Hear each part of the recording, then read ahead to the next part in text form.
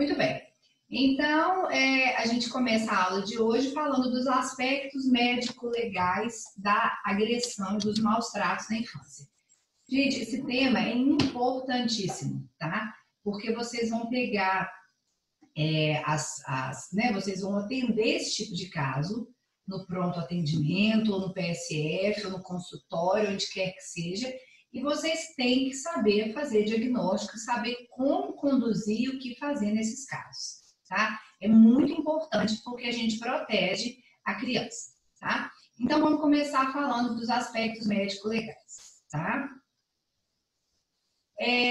Gente, isso aqui eu fiz aqui, ele é mais um slide filosófico. Então, um pouquinho dessa questão do que foi, o que mudou no castigo, nessa questão mesmo da educação da criança, né? Então, eu escuto a minha avó, né? Minha mãe contar que a minha avó batia, né? Ela fala que a minha avó batia com a pá de angu. Ela falava que minha avó estava mexendo ali, minha avó tem 10 filhos, né? Que aí começava aquela confusão, aquela brigaiada, ela só virava a pá assim, onde acertou, acertou, tá? Eu lembro, eu tenho lembrança, né, da minha mãe às vezes me bateu, meu pai, palmado, tá? Na minha casa a gente nunca apanhou com chinelo, com cinto, com chicote, com vara. Mas, por exemplo, eu tenho amigos, né? O meu marido mesmo conta que o pai dele às vezes batia nele com vara, tá? Com um pedaço de coisa, às vezes com cinto, né? Então a gente sabe que existe essa questão cultural aí do castigo, tá? E as justificativas, elas são enormes, né? Elas são várias justificativas. É porque não fez isso, é porque não fez aquilo, é porque não obedece. Eu, como mãe, eu falo para vocês que é difícil, tá? A questão da paciência, de você educar. Eu tenho uma amiga minha que ela fala que educação é persistência e coerência. Você tem que falar 1.200 vezes a mesma coisa, tá? Se você falar 1.199 vezes e aí uma vez você falar diferente, as 1.199 foram por água abaixo. E eu vejo que é mais ou menos por aí, tá? A criança, ela te testa o tempo todo, tá? Ela tá o tempo todo testando a questão da autoridade, testando a questão do limite. Então, assim, dá trabalho. Educar dá trabalho, tá? E talvez um dos grandes problemas, né, dessa geração atual é justamente isso, né? Essa falta de compromisso que os pais têm com a educação. Educar não é fazer tudo que a criança quer. Educar não é amar acima de tudo, tá? Eu falo que amor demais faz tanto mal quanto amor de menos. Então, assim, o educar é ruim, porque você tem que falar não, você tem que entrar em conflito, você tem que pôr limite. Aí o menino fala para você assim, eu te odeio, eu não gosto de você, eu quero morar em outra casa, aqui em casa é assim, eu vou morar com a vovó, então. Então, assim, tem essas chantagens, e faz parte, tá? Faz parte. Quando você educa, quando você fala não, embasado em alguma coisa, quando a criança entende por que você está falando não, tá? Ela vai ficar brava do mesmo jeito, ela vai tentar te retrucar da mesma forma, mas depois, com o passar dos dias e com o passar dos anos, ela compreende o que está sendo falado ali. É uma outra coisa que às vezes a gente tem a tendência, às vezes, de falar não demais também. Não vai brincar com isso aí agora. Por quê? Porque vai espalhar o brinquedo, vai fazer bagunça na casa. Então, assim, esses nãos também, sem muito fundamento. Então, é isso que eu falo, tem que ter uma coerência, entendeu? Eu tenho que falar não para as mesmas coisas sempre. Essa é minha amiga que fala da persistência e coerência, ela tem trigêmeos. E aí ela falava assim, não, gente, e aí tem dia que você tá morta de cansada, trigêmeos, imagina. Aí você quer fingir que você não tá vendo um negócio ali que tá acontecendo, porque se você ver, você vai ter que ir lá e pro carro. Aí você finge que não tá vendo ele, aí chega o outro. Ô, mamãe, ele tá fazendo não sei o quê, entendeu? E aí você tem que ir lá, tem que sair da sua zona de conforto e educar. A questão do trabalho, né, gente? Eu não acho, eu sou uma defensora da qualidade de tempo, né? A gente vê que às vezes as mães ficam muito com as crianças, os pais, né? E não tem qualidade de tempo. Então, você dá para conciliar trabalho e maternidade, sim. Aí eu estou falando por uma opinião pessoal minha, né? Uma experiência pessoal minha e colegas, amigas próximas, parentes próximos, né? Que eu conheço que trabalham e têm filhos. O trabalho não é justificativa para você ser ausente, o trabalho não é justificativa para você não participar, tá? É óbvio que a gente chega cansado em casa, às vezes, num dia de trabalho, e aí você tem que gastar aquela energia ali. Então, filho, gente, a partir do momento que a gente resolve tê-los, tá? É uma opção de vida, né? A gente tem que pensar também nas mudanças que a gente vai ter que ter na vida. Para quê? Para a gente educar de uma forma saudável, para a gente conseguir dar aquela atenção que aquela criança tem. Eu também não sou daquela linha que acha que a criança chegou, tudo na sua vida tem que mudar. Eu brinco assim, que a criança chegou depois. Então, ela vai ter que se adequar à sua rotina ali. Mas é óbvio que determinadas coisas que você faz quando você é solteiro, a primeira coisa, né? Porque eu falo que o casamento, o morar com outra pessoa, ter um relacionamento, dividir também a vida com outra pessoa, também é uma opção, tá? E ela envolve muitos benefícios, mas ela envolve sacrifícios também, né? Se você mora sozinho, ótimo, eu moro sozinho, eu faço o que eu quero, a hora que eu quero, do jeito que eu quero e acabou. A partir do momento que você resolve dividir aquele espaço com uma pessoa, você não vai poder ter essa autonomia toda, né? E a partir do momento que você resolve colocar uma criança é uma coisa, 2 crianças é outra coisa, 3 crianças é outra coisa, sei lá, 4. Imagino que à medida que vai aumentando o número, é outra rotina, tá? Então, escolha, tá? E, como se diz, vista uma camisa. A gente tem que educar, tá? A gente tem que educar, nós somos obrigados a educar essa criança, faz parte dos direitos da criança. Um dia sentou uma paciente no meu consultório, ela falou o seguinte: doutora, eu acho que bater, espancar tá errado. Agora, eu não sei também o que vai ser dessa geração que nunca tomou uma palmada na bunda, não. Ela falou assim, sabe? Talvez ela tenha razão, eu não sei, entendeu? Eu tenho amigos que nunca bateram no filho e as crianças são extremamente educadas, tá? Eu tenho pais que às vezes batem na criança e a criança nem por isso é educada, tá?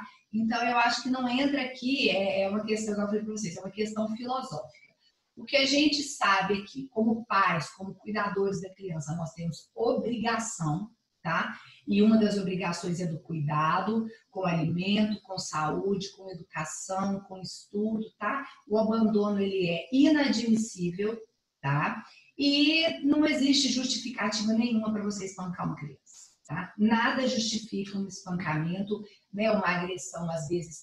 E aí, quando eu falo em agressão, tá, gente? A gente sempre pensa em espancar, né? Um grito, tá?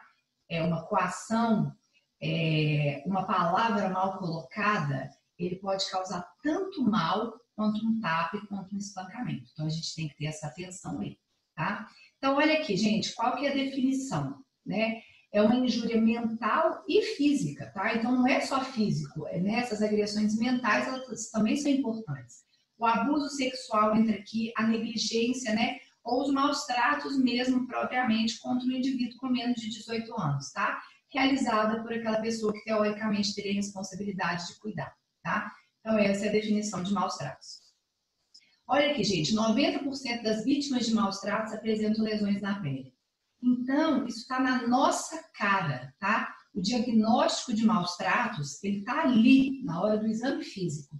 Então, a gente não pode deixar passar desapercebido. A gente tem que ter esse olhar ali e esse cuidado com essa criança, tá? E olha para você ver, à medida que a agressão vai aumentando, à medida que a primeira agressão é igual, eu falo que é igualzinho violência contra a mulher, tá? Começa com um grito, com uma agressão mais leve e, olha lá, 30 a 70% das crianças estão sujeitas a agravos subsequentes. E esses agravos, eles vão ficando mais fortes, tá? E com uma chance maior de machucar, tá? Gravemente essa criança. Como é que é o perfil da criança? Gente, essa criança que é vítima de agressão, em geral, de 0 a 6 anos, é a faixa etária mais acometida, tá? E de 0 a 2 são as crianças que a gente tem mais preocupação, porque elas não falam, tá? E além delas serem mais frágeis, óbvio, né? Eu posso causar uma lesão mais grave, né? Quanto menorzinho for aquele bebê, quanto maior a chance de, às vezes, com uma agressão não tão forte, né? Uma pancada, alguma coisa não tão forte, causar uma lesão mais grave. Em relação a sexo, tá? Não tem diferença. Quando eu falo de violência sexual só, As meninas têm um pouquinho mais eu tenho uma prevalência um pouquinho maior em meninas, mas não é tanta diferença também não, tá? Em relação a maus tratos em geral, não tem diferença entre meninos e meninos. E classe social, tá, gente? Não existe diferença, tá? A gente pensa lá naquela criança pobre, negra da favela, que vai ser a criança que vai ser vítima de maus tratos. Não, tá? Não existe distinção em relação à raça e em relação à classe social, tá? Em relação a sexo também não, a gente sabe que essa faixa etária aí é a mais acometida. Então, não dá para discriminar, né? Falando grosseiramente, não dá para criar estereótipos. Então, aquela família linda, perfeita, de classe média alta que entrou no seu consultório, tá? Pode ser uma família que agride a criança, tá?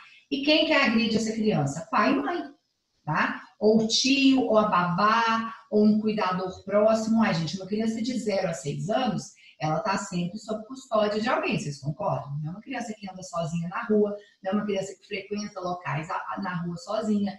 Então, quem vai agredir o agressor, ele está ali, acompanhando a criança, ou até ou é o responsável pelo cuidado daquela criança, tá? Então, a gente tem que ter esse olhar aí e ficar de olho, tá? Como se diz, suspeita de tudo, tá? Tem lesão estranha, suspeita.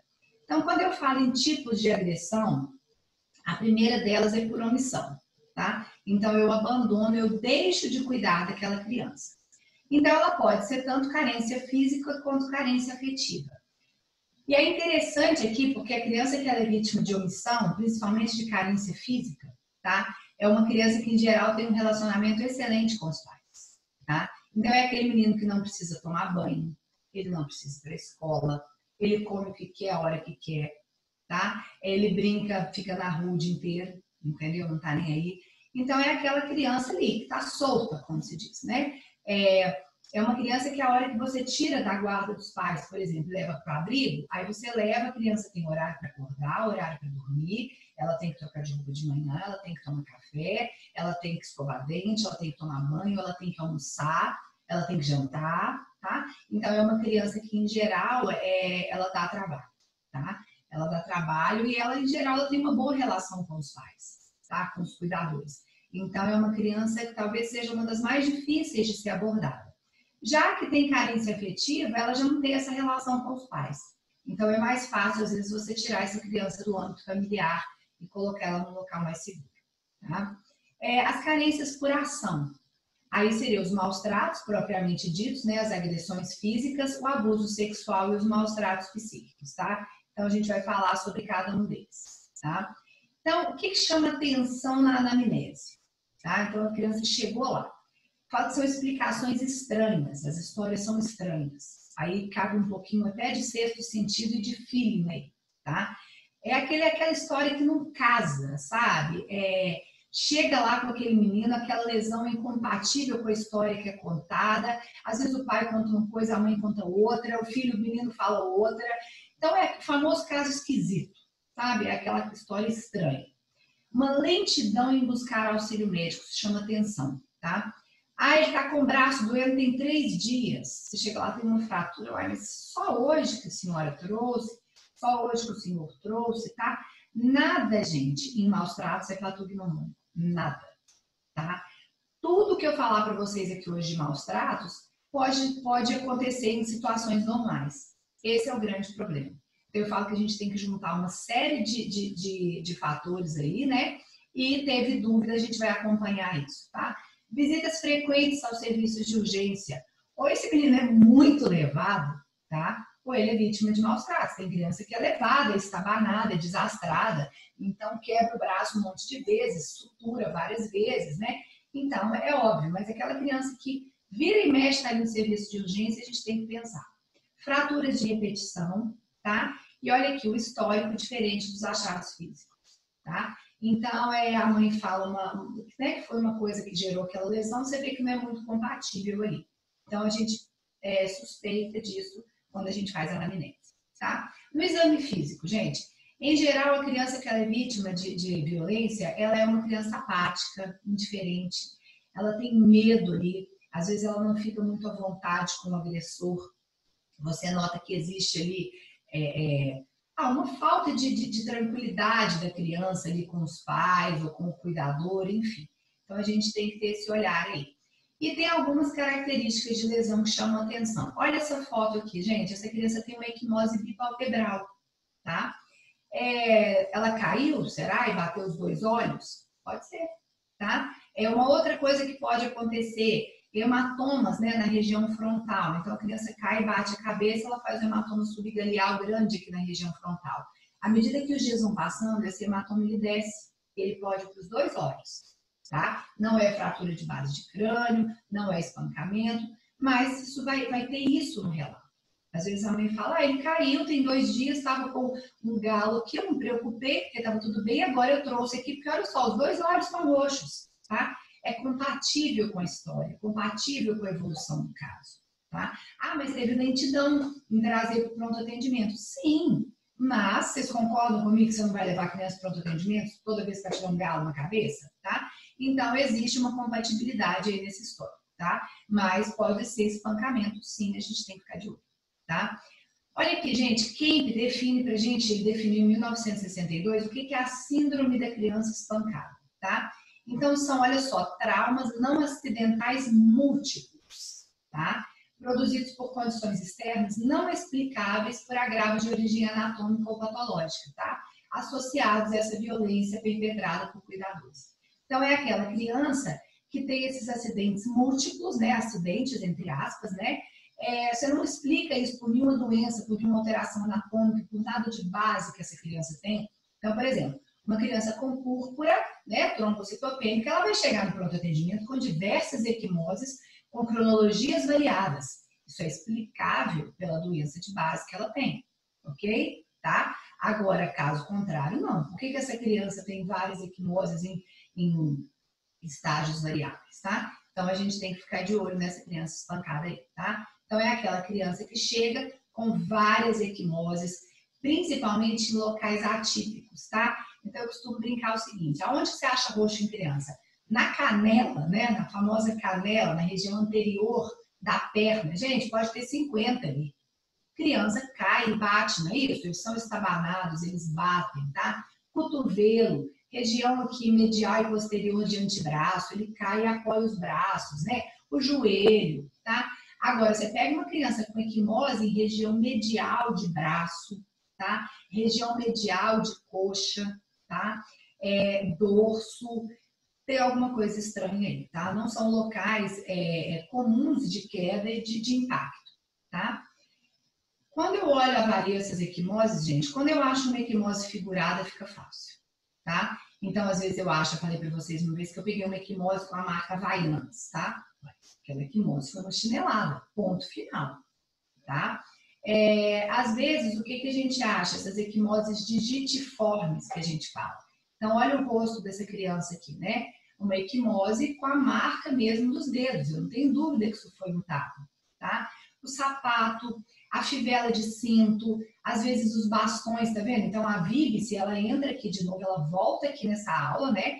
Com essa importância aí, na agressão contra a criança ou adolescente, tá? Então, às vezes, um bastão ali que é usado para espancar essa criança, cabo de vassoura, tá? Então, sempre que elas forem múltiplas, tá? E tiverem idades variadas, uma violácea, uma avermelhada, uma azulada, uma esverdeada, outra é amarelada, a gente vai ficar de olho aí, tá? A gente vai levantar aí. Olha aqui, gente, a marca da mão, tá vendo? Isso é um tapa, tá? Ninguém tem dúvida disso aqui. A gente tem que avaliar essa criança e acompanhar, tá? Lacerações labiais, gente. A criança, em geral, ela cai, ela bate o lábio superior, tá? Como eu falei para vocês, nada é patognomônico. Menino, eu falo que aquilo não é de Deus, não. Criança, eles são do arco da velha. Eles aprontam mesmo, eles são levados, eles caem, eles machucam, tá? Mas até essa questão do cair, do machucar, né? A gente tem que ter um cuidado. Porque eu vou pegar uma criança de 2 anos, de 1 ano e meio, 2 anos, que está aprendendo a andar, né? Não tem um controle, uma noção, e vou soltar ela no meio da rua. Foi um acidente, ela caiu dentro do bueiro, entendeu? Não sei, estou dando um exemplo aqui. Isso faz parte do cuidado, né? A gente tem no cartão da criança, no cartão, aquele cartãozinho, né? De acompanhamento da criança, Você tem, não tem? Prevenção de acidentes. Vocês já viram lá?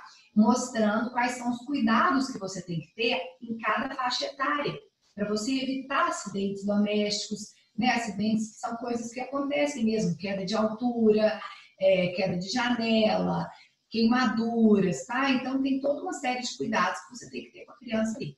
Mas a criança, gente, tá vendo? Quando você acha laceração no lábio inferior, tá? Chama atenção. Não é patognomônico, ele pode cair e realmente lacerar o lábio inferior, tá? Mas chama um pouquinho a atenção. Equimose de palato mole, tá? Você vai examinar o cuidado com as doenças infecciosas, tá? Então, eu tenho herpangina, eu tenho coxsackie, né? A herpangina pelo coxsackie, eu tenho a mononucleose, pode dar peteca em palato, a própria amidalite bacteriana pode dar em alguns casos. Então, assim, mas eu acho uma equimose em palato mole, até que se prove o contrário, é coito oral, tá? Então, a gente tem que ficar de olho aí nessa criança, ok? Diagnóstico diferencial aqui, gente. Então, coagulopatias, não falei para vocês aquela criança que tem uma púrpura, tá? Algumas vasculites, as colagenoses, tá?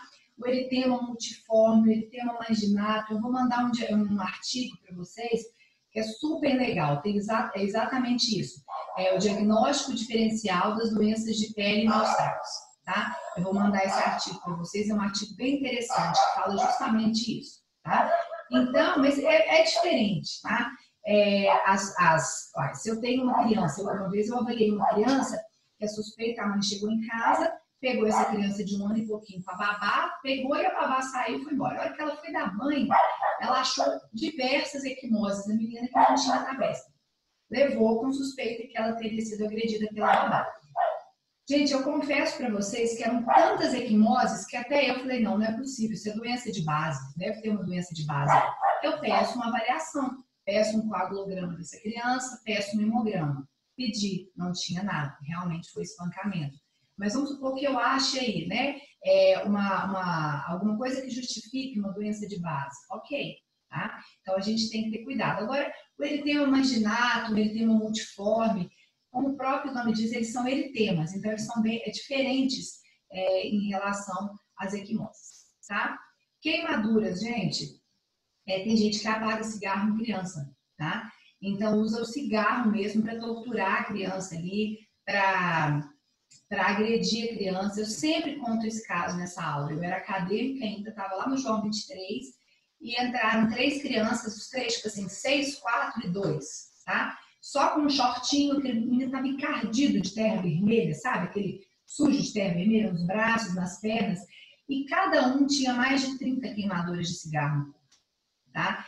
Foi para o João 23 porque o Conselho Tutelar tirou, né, dos pais ali e acabou levando para fazer uma avaliação por causa dessa suspeita aí de espancamento e tal. E eles tinham lesões em várias fases. Então, eles tinham cicatrizes hipocrômicas, tinham bolhas, tinham queimaduras mais recentes, tinham crostas, tá? Então, você via que eram aquelas queimaduras, elas eram queimaduras que aconteciam todos os dias, tá? Olha a mãozinha aqui, gente, tá? Você vê que aqui tem algumas cicatrizes mais antigas, né? E uma em fase final de cicatrização, ok?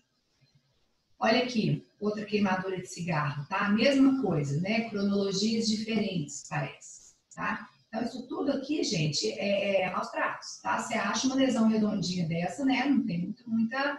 Igual eu falei para vocês, nada é patognomônico, mas tem coisas que sugerem muito, tá? As queimaduras, gente, tem caso descrito, não é raro, tá? É óbvio que, graças a Deus, também não é comum. Mas queimaduras causadas por água quente em crianças, tá? Então, o que chama atenção? Quando a criança ela é empurrada para dentro da água quente, ela sabe que vai queimar, ela sabe que vai doer. Então, ela fecha o corpo, tá? Em geral, o que acontece? Existe uma preservação das dobras, tá? Então, a criança que enfia a mão na água sem querer, ela enfia e tira, queimou o ar, tá? A criança que ela é forçada a colocar a mão dentro da água, ela tem uma tendência a fechar a mão, ou se vai, igual aconteceu aí na imersão, né? Fica certinho ali aquela marca da queimadura, tá? Então, quando eu acho queimaduras bem delimitadas, tá? Quando eu acho essas queimaduras que a gente chama de estrias de zebra, tá?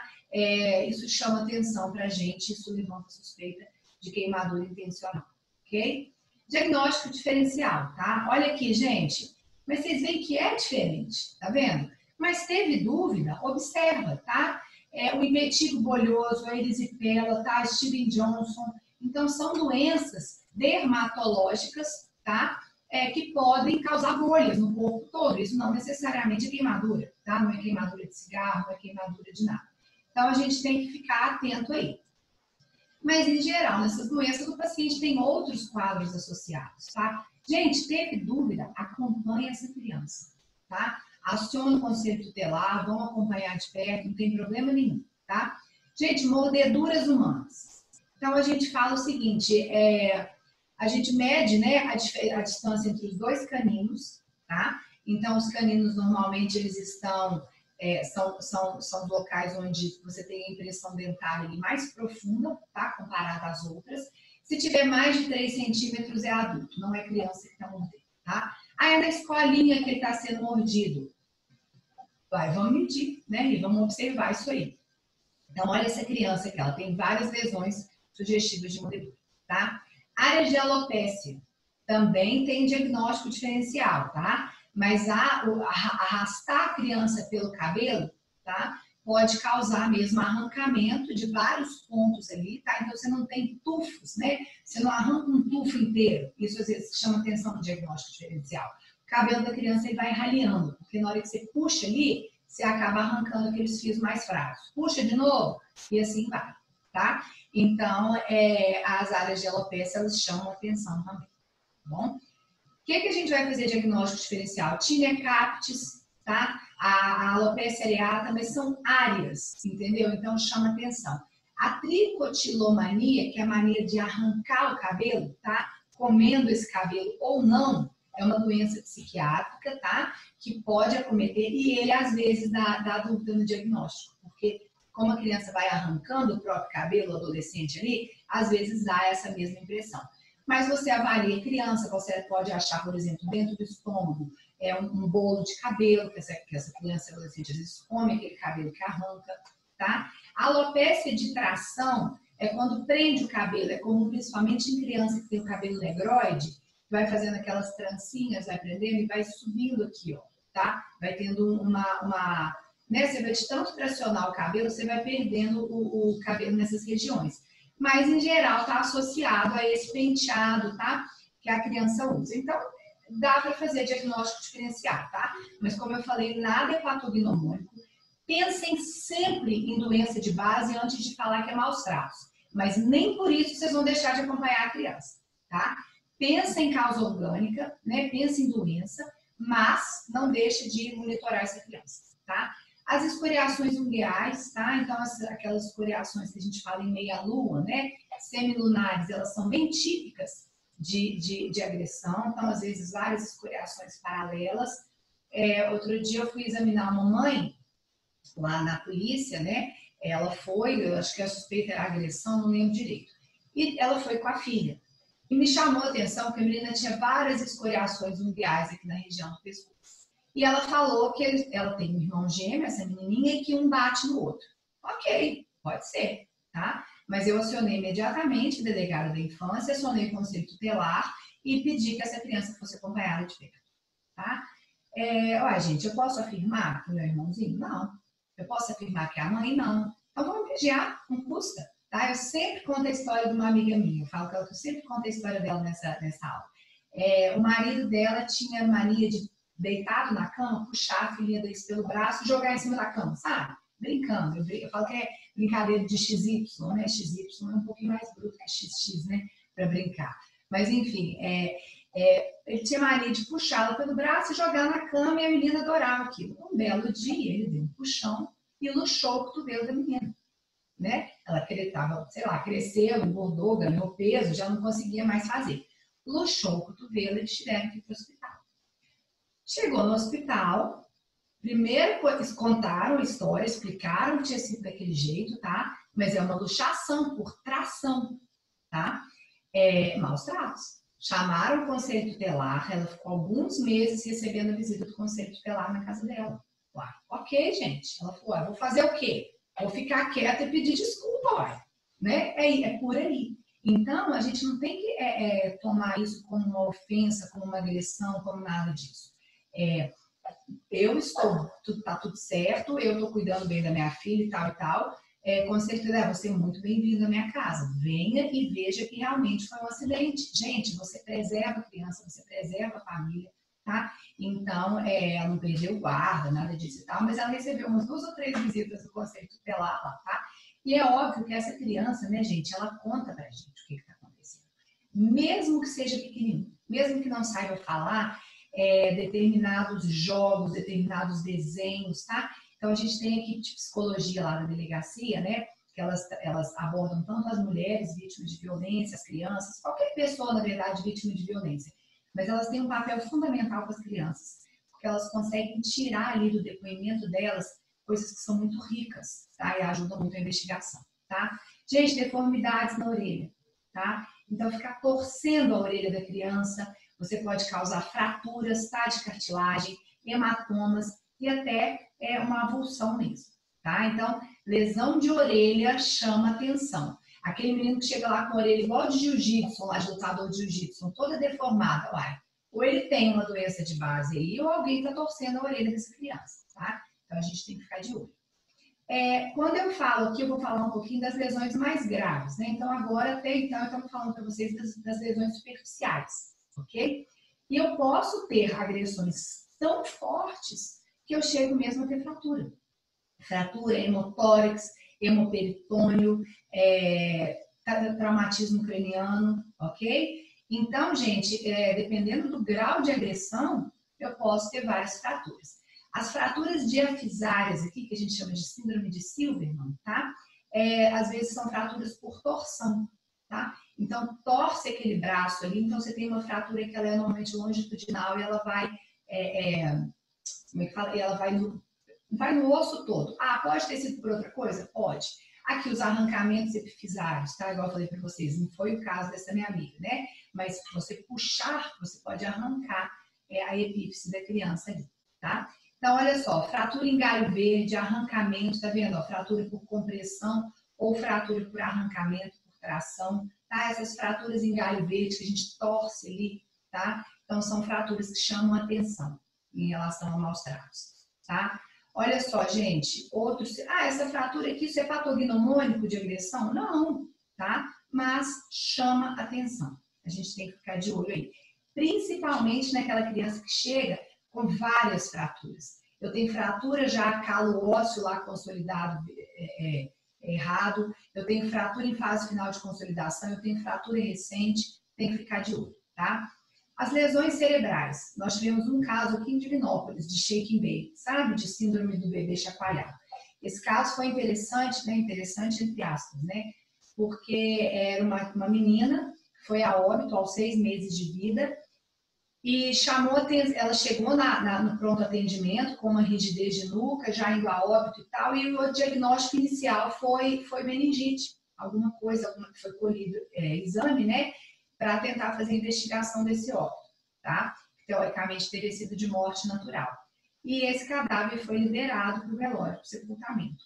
Houve uma denúncia anônima falando que essa criança seria espancada desde o nascimento, ela tinha 6 meses de vida, e o corpo foi recolhido para a realização da necrópsia, tá? E quando foi feita a necrópsia, viu realmente que ela tinha hemorragias cranianas, tá? Então, você pode ter hemorragia anterior, hemorragia posterior, hemorragia de base de crânio, tá? Áreas de contusão cerebral. E por que eu falo que era interessante esse caso? Porque depois eu examinei o irmão dela, que tinha 2 anos, tá? E o pai nunca bateu no irmão, nunca encostou a mão no irmão. E na menina ele batia desde que ela nasceu, ele espancava a criança. Então, assim, vai entender o grau de loucura, né? O grau de transtorno mental desse pai. Por que uma criança ele agredia, diz que ele era, inclusive, um ótimo pai para esse menino, tá? E a menina ele agredia, ele chegou a matar a menina de tanto bater. Então, assim, são umas coisas que a gente às vezes não entende. E por isso que eu tô falando, tem que suspeitar, não tem jeito, tá? O que chama atenção no shaking baby, tá, gente? É a hemorragia de retina. Então, se eu tiver dúvida, foi um traumatismo craniano, a gente pode fazer uma avaliação da retina, tá? Desse paciente, dessa criança, e a hemorragia retiniana, ela é muito sugestiva de shaking baby, tá? Por causa da tração ali mesmo, né? Pensa bem, você fica sacudindo a criança, aquele cérebro fica batendo ali dentro da caixa, tá? Outras lesões viscerais, né, gente? Então, eu posso ter tudo. Eu posso ter ruptura de baço, de fígado, enfim, tá? E aí, cabe no diagnóstico diferencial, realmente, a história, tá? É a história que vai chamar a atenção, tá? Teve dúvida, a gente vai acompanhar essa criança de perto, tá bom? Munchausen. Eu tô até com uma suspeita atual, né? Tô com a pulga atrás da orelha por causa de um caso. Mas o que é, né, o Munchausen por procuração, tá, gente? A mãe, né, a diferença do hipocondríaco, tá, para o Munchausen é que o Munchausen ele cria sinais, tá? Então, o hipocondríaco ele inventa um monte de sintoma, ponto final, tá? Aqui não, sinais são criados, tá? E quando é por procuração, é a mãe que causa no filho, tá? Ou na filha, enfim.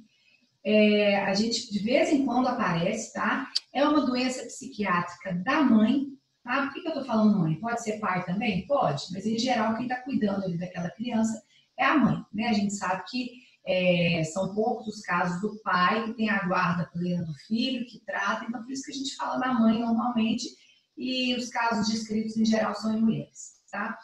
Então, é aquela mãe extremamente atenciosa, preocupadíssima, super estressada em relação à criança, tá? E ela simula quadros, tá? Então, ela teve um caso no Hospital das Clínicas que a mãe falava que essa criança tinha otorragias de repetição, o ouvido dela sangrava. E aí eu olhava, não tinha nada, ou tinha um sangue ali, né? E o que chama atenção nesses casos é que, em geral, a gente faz uma internação social dessa criança. Então, a gente deixa ela internada, às vezes, sem indicação, ela não tem indicação para estar internada, mas a gente faz uma internação que a gente chama de social, para vigiar mesmo aquele quadro. Tem casos descritos de câmeras escondidas que coloca dentro do quarto para vigiar essa mãe, tá? Mas o que chama atenção? Quando essa criança está sendo vigiada, ela e a mãe, existe uma melhora, tá? Então, ela volta para casa, ela piora de novo, tá?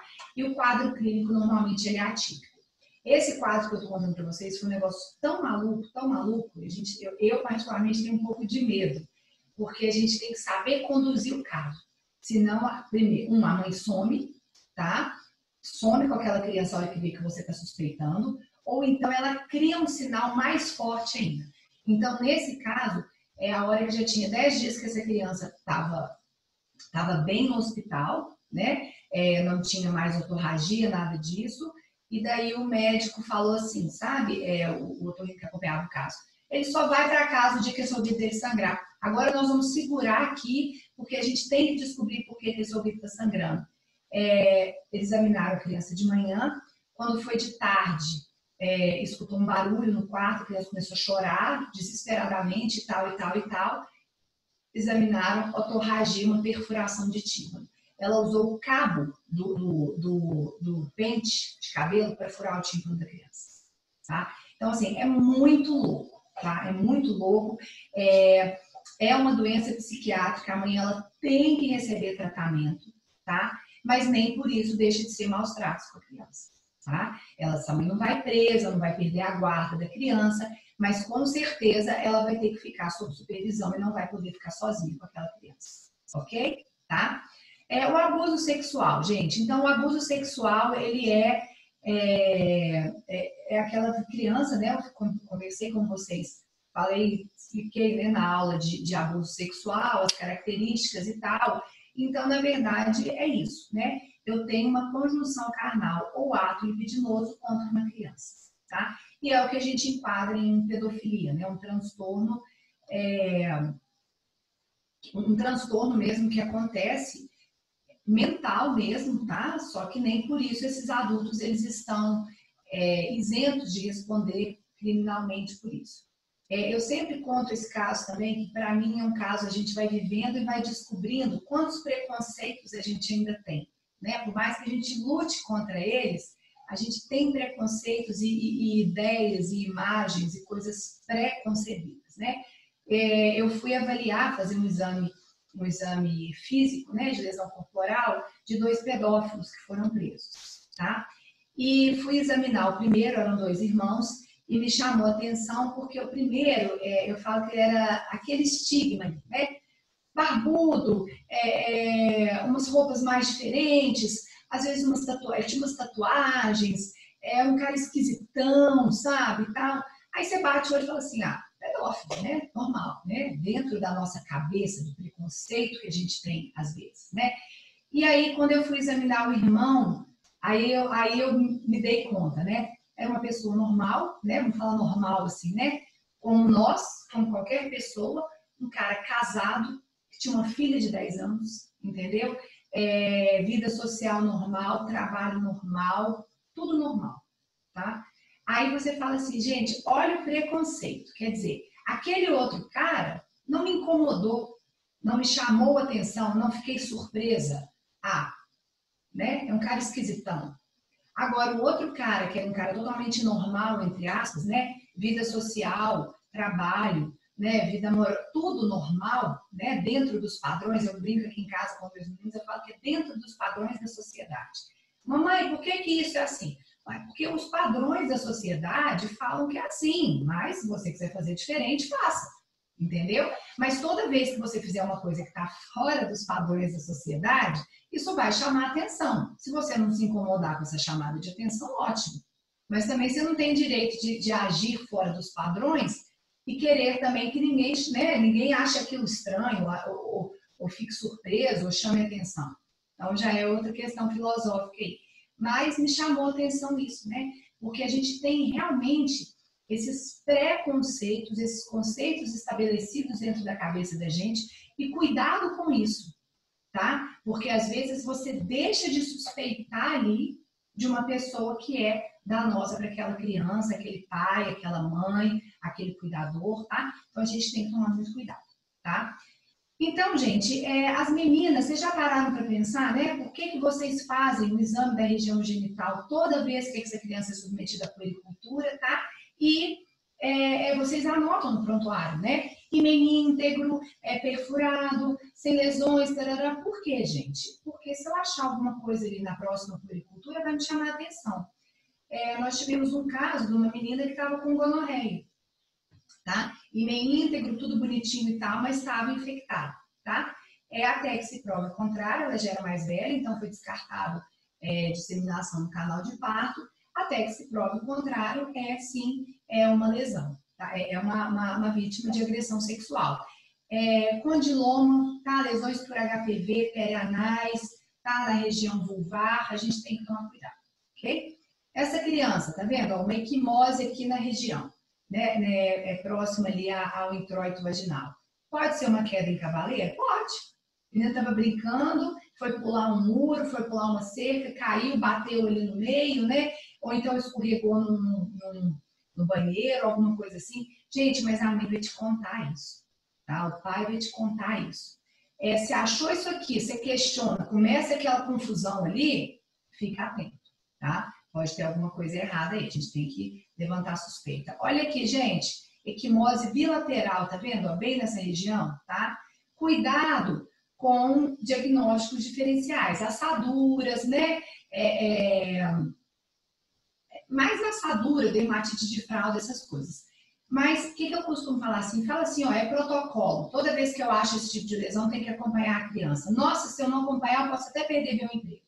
Não acusem, tá? Não acusem, não rotulem, tá? Não façam conclusões antecipadas, tá? Fica no stand-by, tá? E acompanhe o caso. Então, sífilis, clamídia, gonorreia, HPV, tá? HIV, chama atenção, tá bom?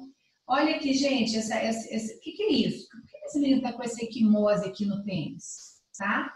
Tem que suspeitar. Ele prendeu o pênis em algum lugar, aquilo, por quê? Estranha essa lesão, não é? Pelo menos estranha é. Então, vamos acompanhar, vamos descobrir o que está acontecendo, tá? Na região anal, tem que ficar de olho aí. Então, se achar, lembrar que fissura pode ser por causa, né, de constipação crônica e tal, mas achou edema, achou lesão, tem que ficar de olho nessa criança.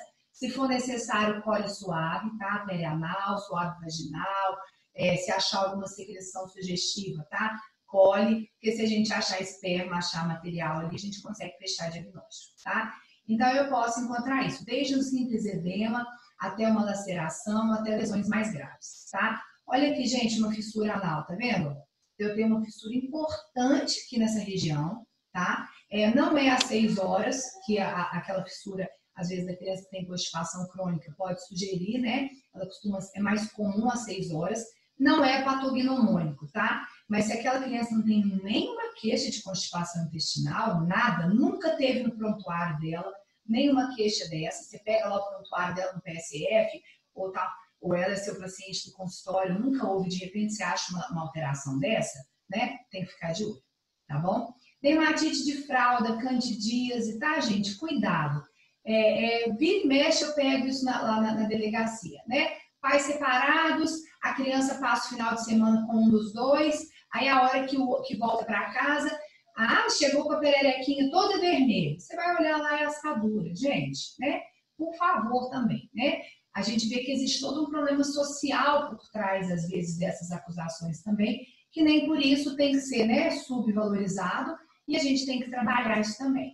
Mas teve dúvida, é melhor acompanhar, é melhor você acompanhar um caso, né, que não tem maus tratos, do que você deixar de acompanhar um caso que tem. Então, tem que ficar de olho aí nessas crianças, tá? O abuso psíquico, gente, é o mais difícil, tá? E talvez seja o que está sendo trabalhado justamente agora, né? Talvez seja o que a gente está vivendo agora, né? Porque eu acho que já está muito claro para todo mundo que criança a gente não deve bater, né? Teve até alguns anos atrás aquela questão da lei da palmada, que se você batesse na criança em público, né, poderia ser chamado conselho tutelar, polícia, etc. Então, assim, eu acho que essa questão do bater, acho que já está muito claro para todo mundo que talvez não seja a melhor forma de resolver, tá? E até talvez uma forma errada. Agora, é o que eu falei para vocês no início, eu repito. Você é um burro. Você só faz cagada. Isso aqui tá um horror, tá um lixo. Eu conto a história do meu filho, sabe? Ele estava fazendo dever e ele odeia colorir, odeia recortar, né? Ele está com 7 anos hoje, ele devia ter uns 5 nessa época. E ele recortou aquele dever todo torto, sabe quando a criança está fazendo aquele tem com a preguiça danada ali, né? Recortou ali, colou torto e colorido. Eu falei, nossa, mas esse dever tá um lixo, viu? Eu falei desse jeito. Pelo amor de Deus, não é possível. Aí ainda falei assim, você consegue fazer um dever melhor, você é tão caprichoso, você faz coisas.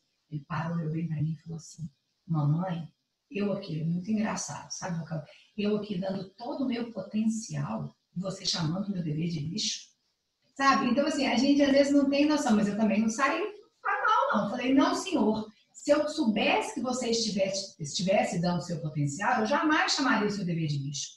Se eu estou falando que está ruim, é porque eu tenho certeza que você consegue fazer melhor, tá? Mas, enfim, aí fica essas coisas que às vezes a gente fala.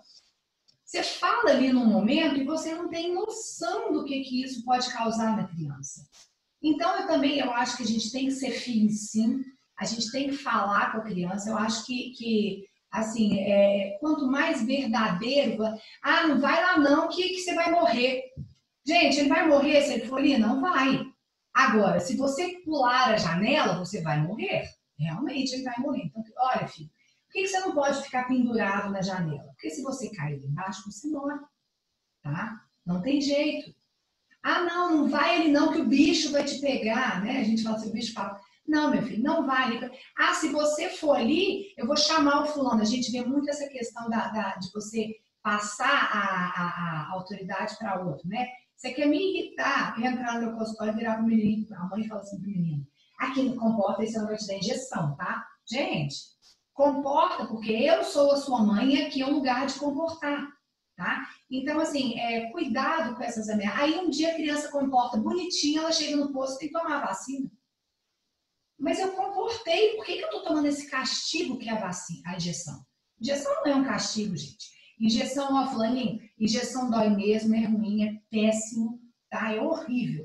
Mas você precisa tomar a vacina, porque essa injeção vai te proteger de doenças que podem depois fazer você internar e tal. Gente, explica para a criança, tá? Então, cuidado, que o abuso psíquico, ele é menosprezado, a gente banaliza ele e ele traz tanto mal para a criança quanto, né, os abusos físicos, tá? Então, na prática, para a gente fechar a aula, vamos resumir aqui, vamos entender, tá?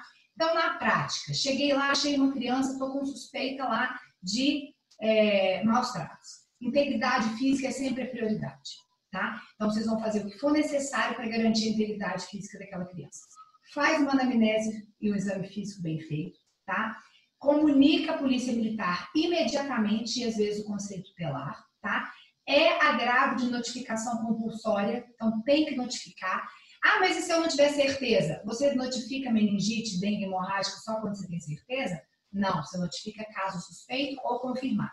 Então vai notificar, explica para a família que você não está acusando eles de nada. Aqui é um protocolo padrão. Toda criança que chega com equimose na região vulvar, eu tenho que notificar, eu tenho que chamar. O senhor me desculpa, eu não estou falando que o senhor agrediu, que o senhor, quer dizer, a criança foi vítima de abuso, de forma nenhuma, tá? Nós estamos abrindo um processo de investigação aqui que é padrão para toda criança, tá? Que chega com esse tipo de lesão. Põe a coisa como padrão que fica menos pessoal, tá? E a pessoa, porque começa, gente, eu já vi casos assim, você fala, nós tivemos um caso recente, foi levantada a suspeita que seria um abuso sexual, tá? No final a menina tinha uma doença de base, não era abuso sexual, e você cria uma indisposição, uma loucura entre o pai e a mãe, os tios, quem fica com a criança, começa um a desconfiar do outro, um a acusar o outro, então cuidado, tá? Cuidado. Vamos proteger a criança sem causar nenhum dano psicológico a mais do que ela já precisa, tá? O legista é o especialista, eu não estou falando que a gente tem dúvida, nós que trabalhamos com isso todo dia, a gente às vezes tem dúvida, então chama o especialista, chama quem entende, tá? E a gente vai ter que assegurar a integridade física e psicológica. Se for necessário, a gente vai manter essa criança internada, tá? É o que a gente chama de internação social. Ok? Entenderam? Tá? Então a gente fecha a aula aqui, eu vou abrir para as dúvidas, tá? E a gente volta na hora que a gente fechar as dúvidas aqui com a aula de respirador oral. Combinado? Alguém tem alguma dúvida?